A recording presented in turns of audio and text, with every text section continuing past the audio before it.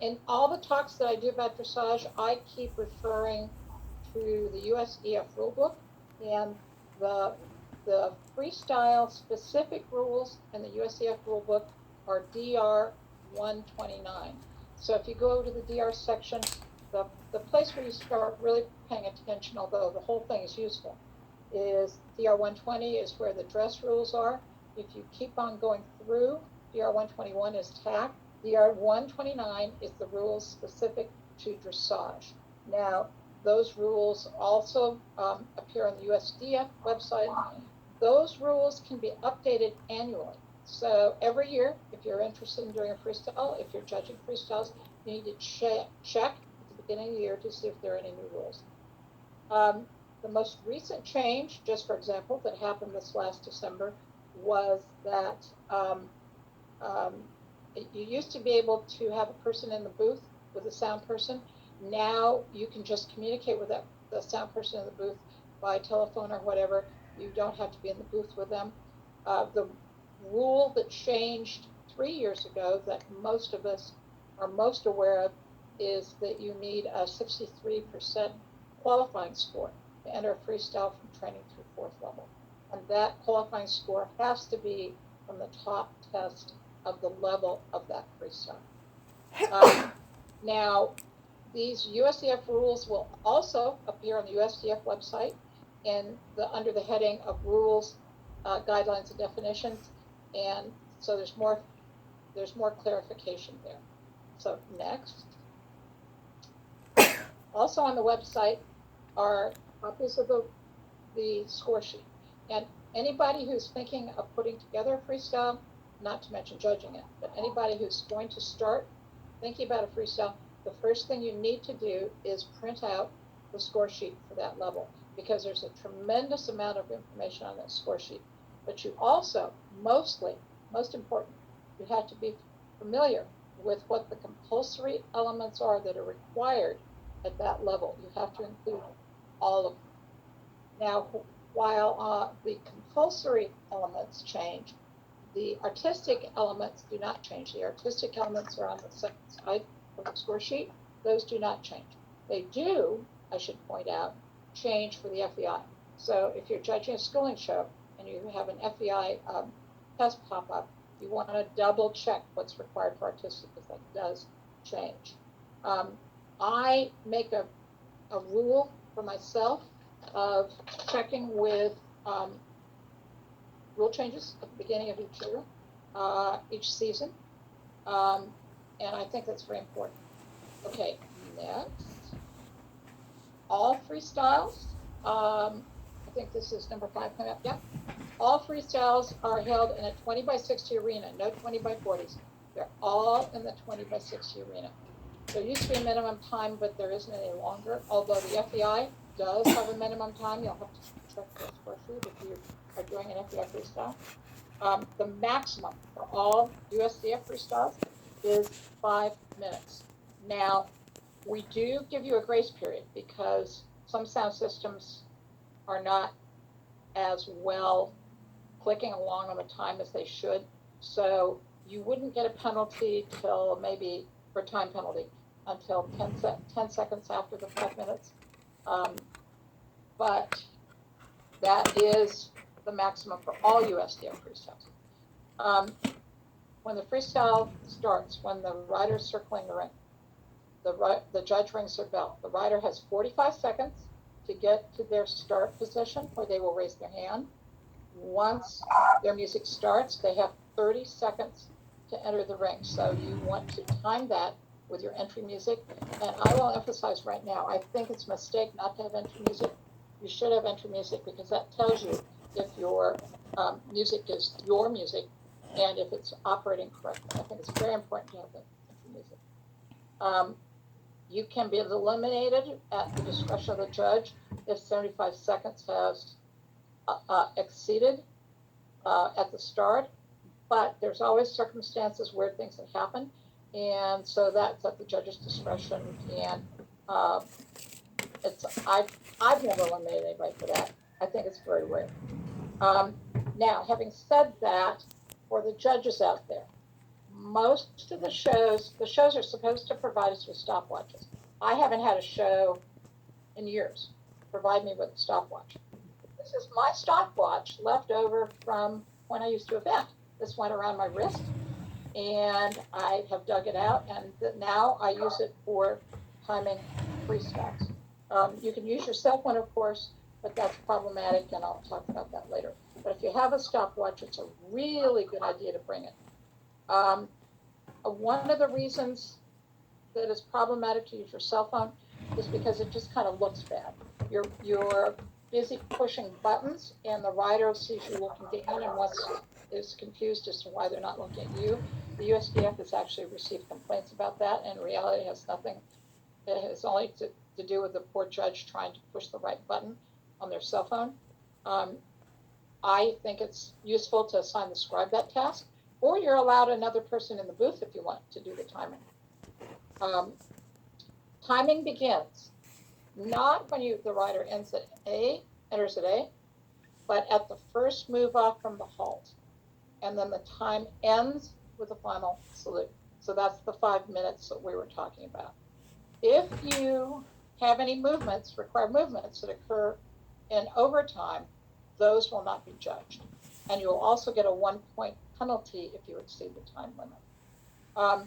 Now, sometimes riders get ahead of the music and it kind of runs into the exit, but that's not exit music. And if you include exit music, that's actually grounds for elimination, but it has to be intentional, and I haven't seen it, but they do not want you to have exit music. Now the score sheets, next screen. The score sheets, if you can see the smaller box on the back, the score sheets were reformatted in 2019 to put a black line between the sections of required movements. So there's a black line between walk and trot, a black line between trot and canter, to help the scribe find the gates. That's a big help. They also have included bold lettering for right and left. Each compulsory movement has its own box, and each of those compulsory movements will be appropriate to the level. Okay, next screen. I got behind myself. There you can see the darker black line that I was talking about. You can see where right and left is now bold. So that will help the scribe find where you need to be. Now, I will also point out now, I'll probably also say it later, when you're talking to your scribe, you've got columns here. You've got the column for compulsory elements, column for judges' marks, coefficient, and final score. Where the preliminary marks go is under preliminary marks. In other words, where the description of the movement is. And there's room there if you have like 5 line changes, there's room for 5 numbers there. But that's where the scribe puts the preliminary marks, not under judges' marks, under the preliminary marks. Now, next screen. Okay, so there are specific requirements, and they are written very carefully in the boxes for movements. For example, under walk, as you'll notice, it's highlighted there, 20 meters free, 20 meters continuous. This is a very common mistake that I see, especially with the medium walk. The walks must be continuous, so 20 meters continuous, medium walk or collected walk, 20 meters continuous free walk. I see it very common that somebody might do, say, 10 meters of medium walk, and then 20 meters of free walk, and another 10 of medium walk. Well, they've done 20 meters of medium walk, but they weren't continuous. And so what I do in that circumstance, anytime the walk starts, I always note where they are in the ring, because I'm surprised at how often that occurs. And since you know the ring is 20 meters wide, you can pretty well judge if they've walked 20 meters or not. Another indication, if you notice in the lateral work there for second level left, lateral work must be done at least 12 meters. So 12 meters for shoulder in and trevor. I would say that's a minimum. I think it's not enough. I think you should do 20 meters or more. But if it's only 12 meters of shoulder in, by the time you've gotten into the shoulder in and the judges recognize that you're shoulder in, and now you're leaving it already, I don't think that's enough for the judge to really see it clearly. A lengthening or a medium must be performed on a straight line. You'll notice down there it says medium trot straight line. You can do them on a curved line for extra credit or degree of difficulty, but if under that listing of compulsory movements it says something like straight line, you have to at least do it once on a straight line. The curved line will not count under the technical part. Transitions usually don't carry their own mark except at training level. And so if there's a transition that's part of a movement, say for example, a medium canter, and you have to have a transition in and out of the medium canter, the transitions will count as part of that compulsory movement. Another example of that would be at fourth level. Say you have an extended canter across the diagonal and there's a flying change at the end. If the extended canter is good, but there's a problem with the flying change, that will take the extended canter score down. That goes into that box. So for any movements like that, the transition score is incorporated into the score for that movement. If you have combination movements, say at first level, a leg yield, and then you have to do a transition to a new bend and then leg yield back. So you've got leg yield, leg yield. But the transition was poor. Try to put it in the box with, if there's a poor leg yield and a good leg yield, but a bad transition, put that transition score, if you can, into the box that where the movement itself wasn't as good. Okay, next box, or I'm sorry, next screen. Okay, cool. Notice at the bottom, this is the bottom of the compulsory side, the required movements. There are two boxes at the bottom that are out of order. One is for the two halts. So the halt at the beginning and the end of the test will go in that box. And then there's also an additional box for rhythm, energy, and elasticity. And by the way, if you fail to salute, and I'm sort of surprised at how often that has happened at a freestyle, that's now counted as an error. And so that's a 2-point deduction. Otherwise in freestyle, there's only two kinds of errors you can get in freestyle. It used to be that you couldn't get any errors. Now there are two kinds of errors. One is if you don't salute, and the other one is if you post at second level or above. And you could get a deduction for each time that happens. So if you post in both medium trots at second level, for example, which I have seen, which made my jaw hit the table, that would be a 4-point deduction. So points for errors in a freestyle will accumulate, but they do not lead to elimination.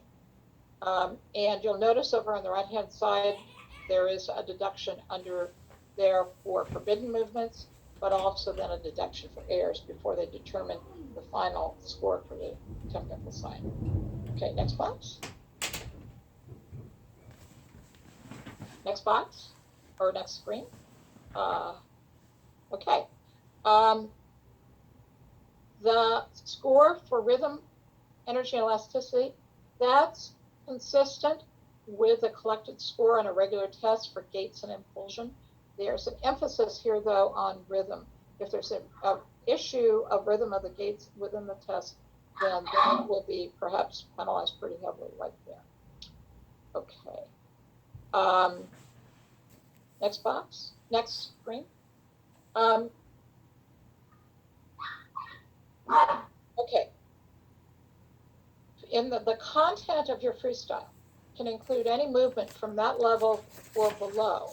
And then all the score sheets, which I emphasize you should get a hold of the score sheet, clearly marks what additionally allowed movements are at that level. There's also more references for that on the USDF website. So if you have any questions, check first on the score sheet and then on the website.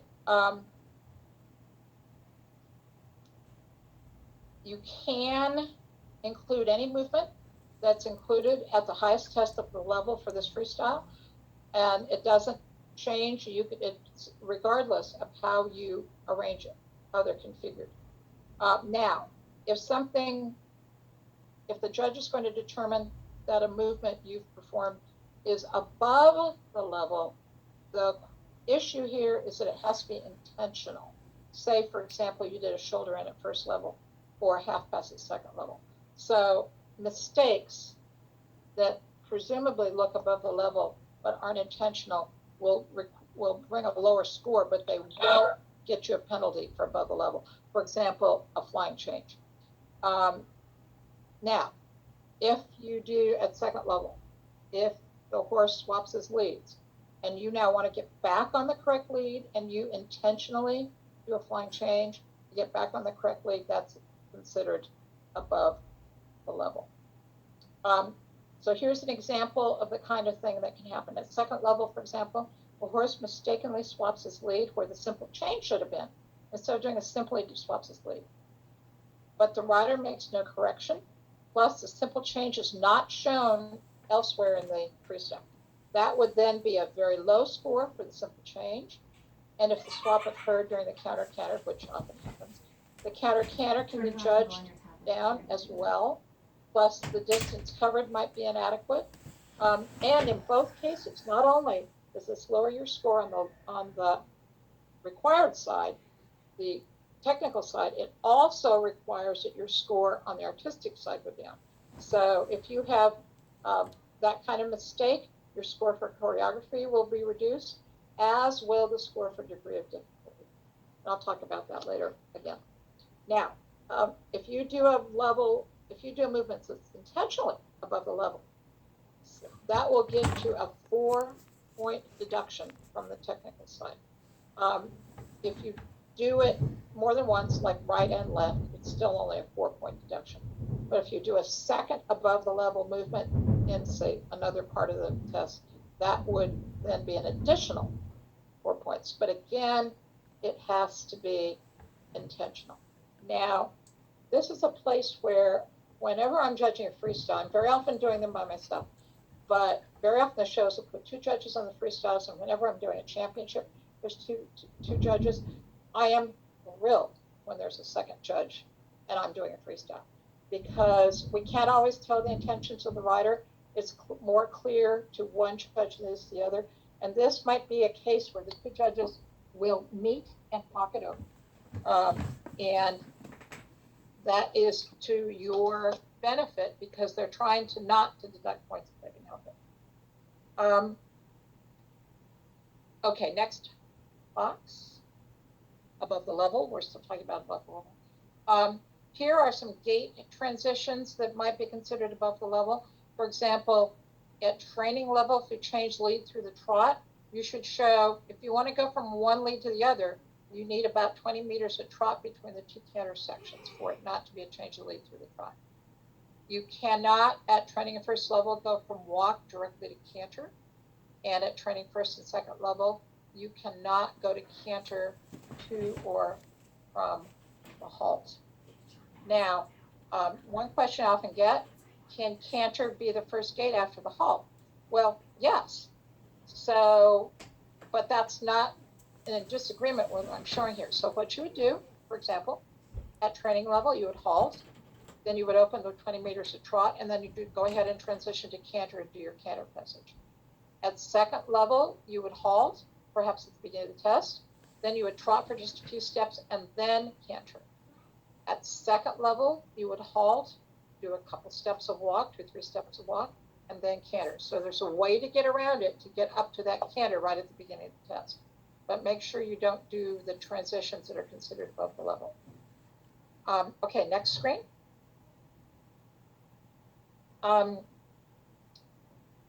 Okay, special rules, of which there are lots.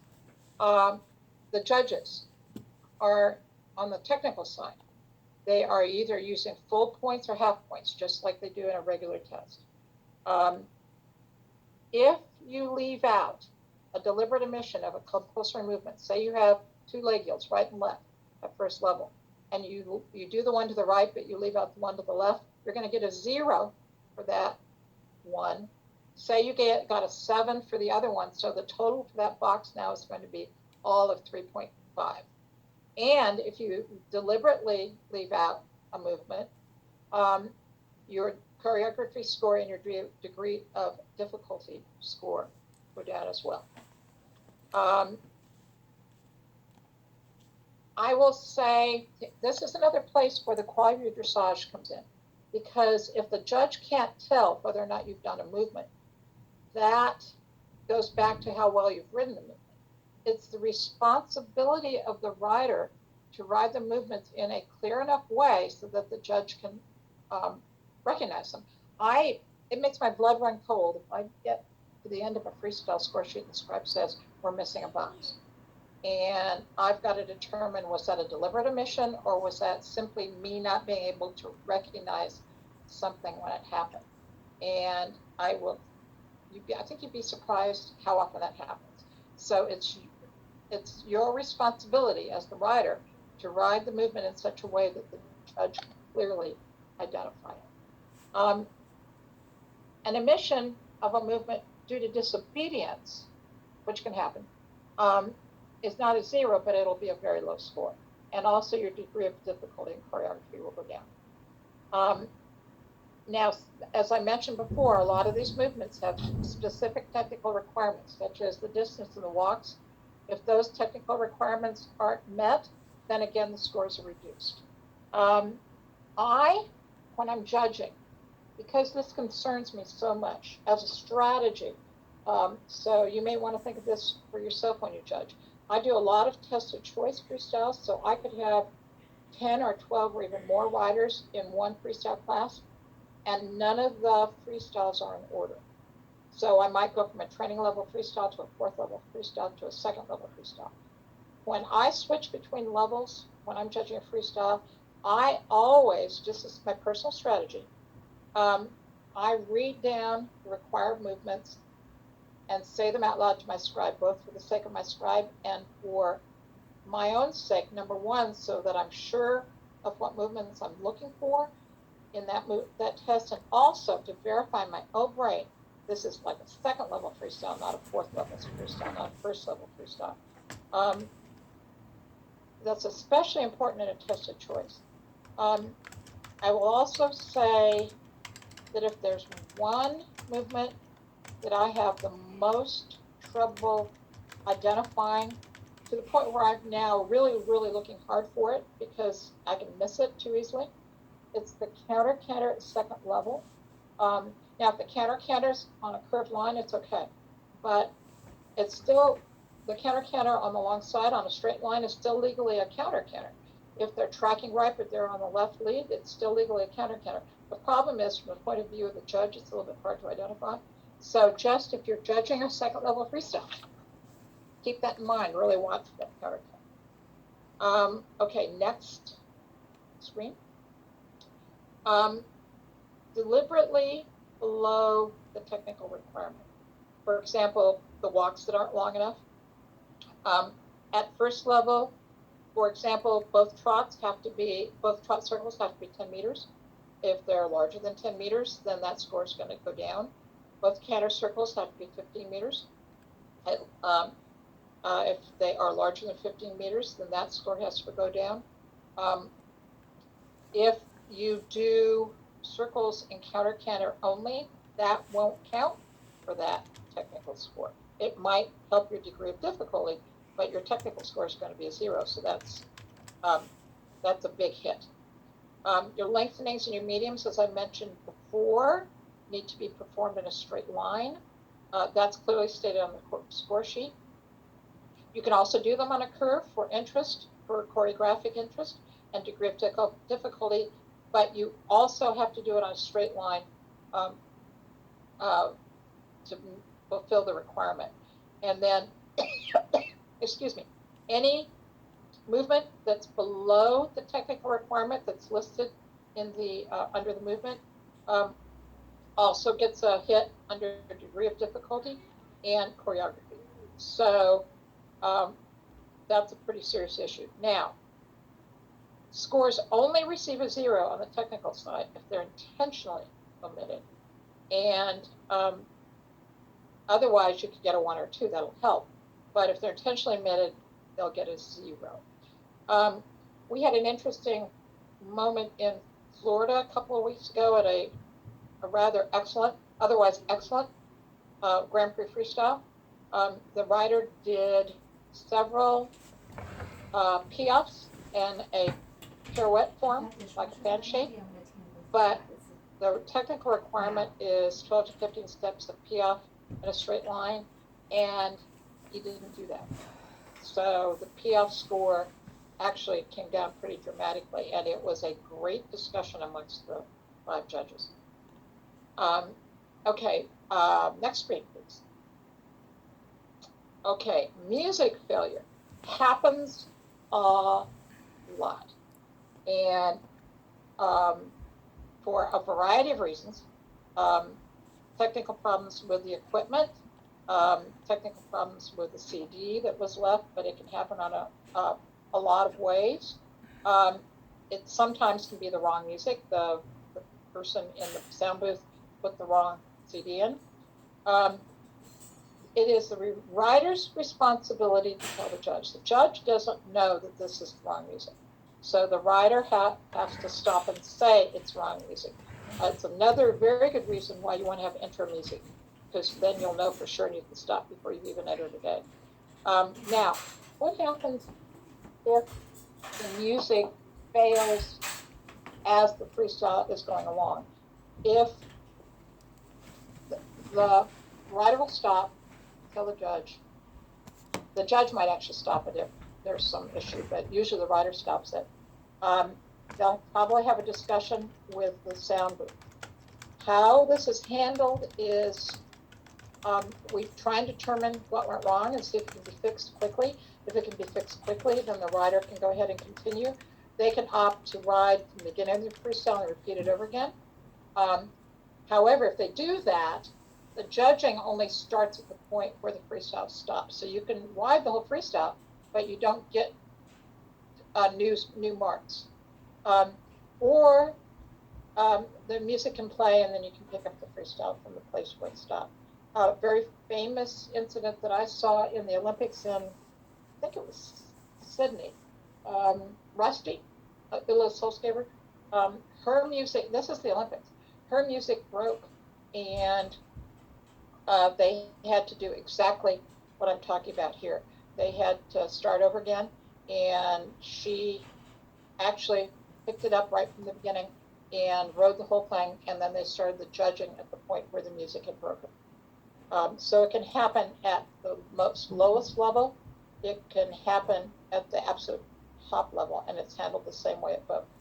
If the issue can't be resolved, then show management, the rider will be told to leave the ring, and show management will try and find a slot later on where they can come in. But the problem is you don't want to hold up the other riders too long to resolve the problem.